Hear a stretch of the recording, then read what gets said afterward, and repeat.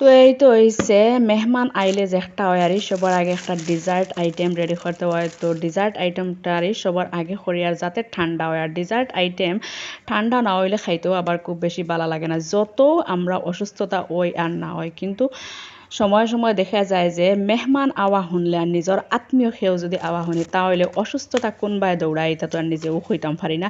তো আমি কিন্তু অনেক অসুস্থ, নিজের রান্না খাওয়া অক্সিজেন আমার লাগে কিন্তু বহুত টাপ পড়ে গেছে। তারপরেও যেমনে আরই মানে বইন আওয়া শুনছি কিন্তু আমার অসুস্থতা কোনবাই গেছে আমি নিজেও হইতে পারি না, শরীরের এনার্জি আরই বাড়ি গেছে।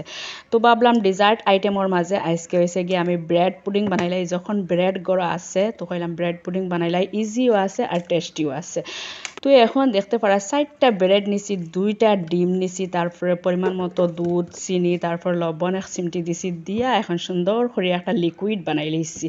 তো লিকুইড রেডি করিয়া তারপর হয়েছে এখন আমি ক্যারামেল বানাইমু। তো ক্যারামেলটা আগে বানাইতে লাগছিল কিন্তু আমি ভুলে গেছি, গিয়া আগে লিকুইডটা রেডি করে লাইছি। তো লিকুইড এক সাইডে তৈয়া এখন হয়েছে ক্যারামেল বানাই। আর ক্যারামেল বানাইবার সময় আমি যে চামচ দিয়ে আমি লাড়াছাড়া করি আর ও চামচ দিয়ে আমি 2 চামচ পানিও ইউজ করছি, কিন্তু স্কিপ হয়ে গেছে একটা। তো এবার দেখতে পারা আমার সুন্দর করে আমার ক্যারামেল রেডি হয়ে গেছে। তো এখন ক্যারামেল ঠান্ডা হয়ে গেছে, এখন দেখতে পারা আমি আগে থেকে রেডি করিয়া রাখারই পুডিংর লিকুইড ডালি দিছি।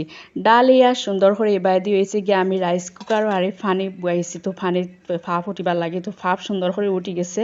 তো এখন দেখতে পারা খুব সাবধানের সাথে আরে আমি পুডিংর লিকুইডর পুডিংটা আরে বুয়াই দিছি। তো এখন গুড়িয়া দিলাইছি, আস্তে আস্তে হইতে থাকক। হয়েছে গিয়ে আমার পুডিংটা হয়ে গেছে, আমি 1 ঘন্টার মতো আমি ফ্রিজে রাখছি, হয় সেট হয়ে যাক। এখন সেট হয়ে গেছে, খুব সুন্দরভাবে দেখতে পারা ডিশ আউট করে আনি আর গিয়া।